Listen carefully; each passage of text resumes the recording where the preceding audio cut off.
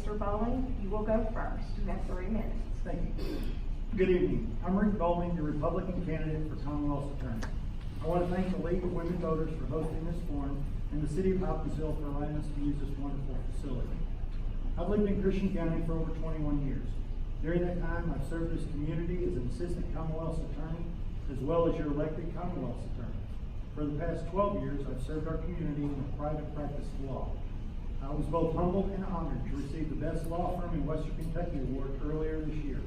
I'm married to Jeannie Embry Bowling. We'll be celebrating our 17th wedding anniversary the day before the election. We have 3 adult children. Our youngest, Sarah, still home attending college locally. People sometimes think I look mad when I talk about this election. Please don't mistake passion for anger. I've spent my adult life fighting to defend our Constitution. I enlisted in the United States Air Force in 1981 and served as a security police officer. During my service to our country, I was able to help local communities and serve as an auxiliary law enforcement officer. I was later employed by the Davis County Sheriff's Department. As a law enforcement officer, I realized I wanted to be a prosecutor. I then attended law school. During law school, I learned to be a good prosecutor, you must anticipate what the defense attorney will do. I learned from some of the best criminal defense attorneys in the country how to defend criminal cases.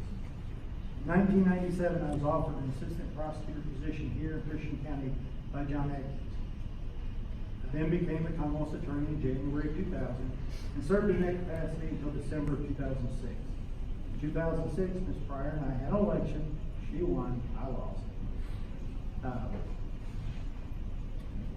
I think that during this debate, you're going to see that there's a time for change in the prosecutor's office.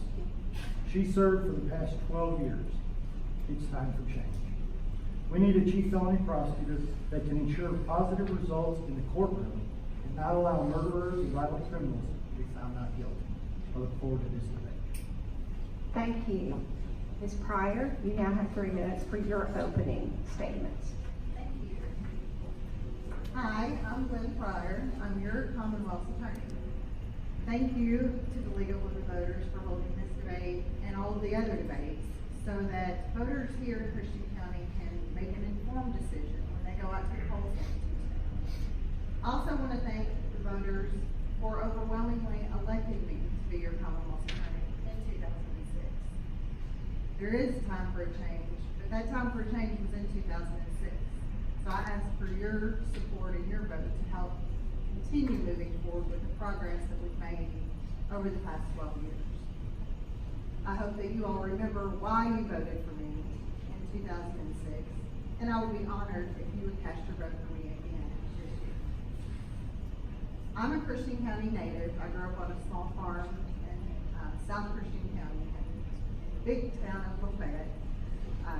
I want to thank my parents, my extended family and friends for all the support and love that they've given me through this election and campaign season and the one in 2006. Because if anyone here, and I'm sure there are several here in the audience who have run a campaign before, and you know how critical it is to have support of family and friends. Thank my daughters for all the time and love that they've given me. And because of all of them, I am 100% vested in the safety and the good community service that we have to offer here in Christian County. After graduating from Christian County High School, I went on to obtain degrees from the University of Kentucky and the UK College of Law.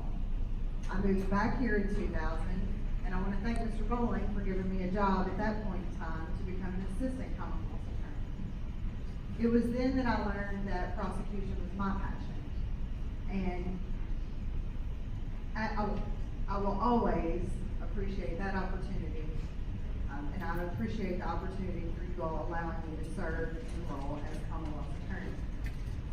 Since I took office in 2007, a great deal has changed in the landscape of law enforcement and in prosecution.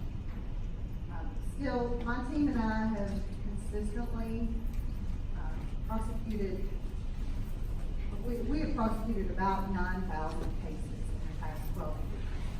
And every day, we work tirelessly to seek justice for every single one of those victims and every defendant that we encounter.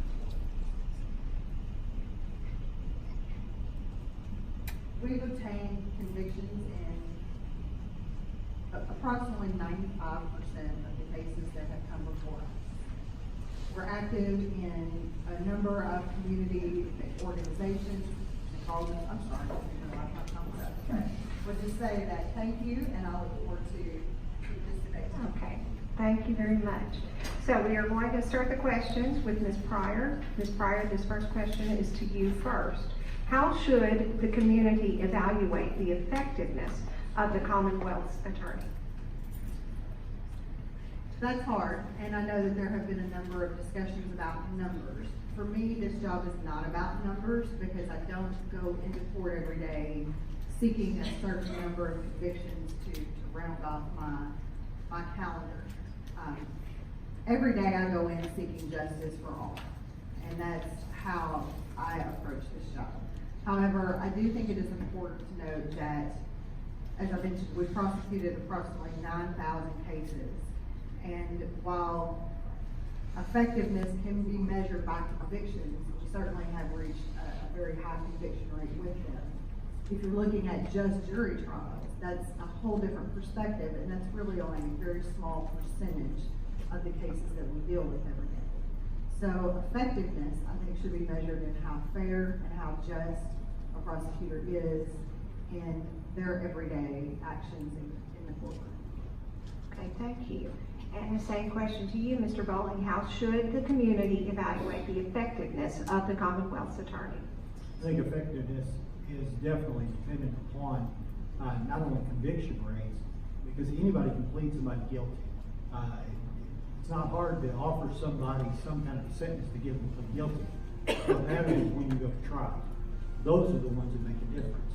They are a smaller number because 99% of the people plead guilty. But it's that 1%, the worst of the worst for the most part, that go to trial. And you need a prosecutor who's going to be effective, one who's going to get conviction, one that's going to ensure justice is done. While at the same time, you've got to make sure your victims are taken care of. All right, thank you. Yeah, okay, we have a 30-second rebuttal. You want to put 30 seconds on? You ready? Okay, 30-second rebuttal, Ms. Pryor. I would just like to add that Mr. Bowling knows as well as I do that sometimes when you're looking at jury trials, it's easy to count numbers of wins and losses, but that's not what it's about, because many times it's about the victim having their day in court, whether it's a win or loss at the end of the day, the ability to have them face off with the person who has offended against them is just as important. In today's court system. I'm sorry, time is up, and you have a response to that, Mr. Bowling, 30-second response. Absolutely. We're talking about taxpayer money here. We're talking about wasting taxpayer money to try a case that you can't win. If you've got a victim and you can't win, you can't convict a person, you don't indict them. We're talking about wasting taxpayer money, prosecuting people that you can't win the case on. So yes, it makes a huge difference. You don't have sufficient evidence, you don't indict somebody. You just indict somebody and say, hey, we're going to have a day in court. That's not how it works. Your job is to ensure justice. Thank you. All right, question number 2 is going to go to Mr. Bowling first. If you could change anything about the criminal justice system in Christian County, what would you change? I guess the first thing I would change would be our prosecutor. Change the Commonwealth attorney. But other than that, I think that we have good law enforcement officers. We have good programs in place. We have a lot of good things that are going here. We just need to further enhance their use. We need to use them to their full potential. So as far as changing things, I'd like to see some things change statewide. Expungement statutes broadened to allow more people to get expungements, things of that nature. But I would more or less, I would try to refine what we've got to make it work better. All right, thank you. Same question to you now, Ms. Pryor. If you could change anything about the criminal justice system in Christian County, what would you change? Well, if we're having a wish list here, I wish that we would have witnesses that were consistent and that would actually follow through in testifying truthfully when they see something or hear something and know that a crime has been committed. We have way too many people that have witnessed horrific crimes that won't show up to court, that won't cooperate with the police, and that ties our hands tremendously. And Mr. Bowling has talked about not prosecuting cases if you don't have the proof. Just because we have uncooperative witnesses does not mean that a person is not guilty of a crime. We will proceed. Okay, thank you. And we have a 30-second rebuttal from Mr. Bowling. You can talk to any prosecutor that's ever prosecuted a case. Having witnesses that don't want to participate, don't want to cooperate, that's part of it. That's why law enforcement takes statements at the very beginning. They're locked into a statement. You go to trial. As part of being a trial lawyer, you have to get past those things. All right. Moving on to question number 3. This will go to Ms. Pryor first. Current projections indicate that Kentucky will run out of beds in its prison system sometime in 2019. How should we address this issue? This issue has been brought to my attention a number of times. We have already addressed this issue on a couple of different levels. We've instituted what we call a rocket docket program, which is basically for those low-level first-time offenders that particularly involve drug addiction as the root of their criminal activity. And the goal with the rocket docket program is to get those people into treatment more quickly so that they can actually become productive members of our society again and stay out of the prison system. Ultimately, though, it is up to them and the way that they utilize what they learn in these programs. And so I think treatment, increasing the options for treatment would be a huge step in achieving the goal of reducing incarceration. Okay, thank you. And same question to you, Mr. Bowling. Current projections indicate that Kentucky will run out of beds in its prison system sometime in 2019. How should we address this issue? Currently, on our statutes we have available right now provide for alternative sentencing for low-level offenses. It includes home incarceration, weekend service, community service. Different things are available that would not require any person to be in the jail full-time or for any length of time. All these are available. They're currently available as we speak. Our rocket docket program that we have right now, we only use it for drug-related offenses. I would like to see the rocket docket expanded. We tried to do the rocket docket when I was in office, but we couldn't get the defense counsel to play along. So, but now I would like to just, again, utilize it to its full potential. All right, and we have, thank you, and we have a rebuttal from Ms. Pryor. 30 seconds, please. Thank you. I would just say that we have expanded the rocket docket program since its inception. It is not just for drug offenses. We look at the root causes of other charges such as thefts, forgeries, burglaries, different crimes that we know people are committing for the purpose of getting money to purchase their drugs or to exchange their drugs. So we are definitely looking at that. We have a very active role in the adult drug court program and the veterans court program as well. Thank you. All right. Okay. All right, we're going to move to question 4. This will go to Mr. Bowling first. What is the role of the Commonwealth's attorney in working with local law enforcement agencies? The role of the Commonwealth attorney in working with local law enforcement agencies is an advisory role. You are there to answer questions for them. You are there for them to come to bring you information that they have gained to determine whether or not sufficient information is present to warrant bringing charges.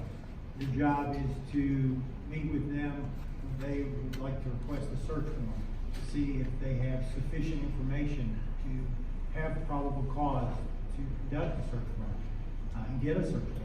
So you're an advisor. You're not part of law enforcement as far as hands-on. You're not a police officer. I've been in the academy, but most prosecutors haven't.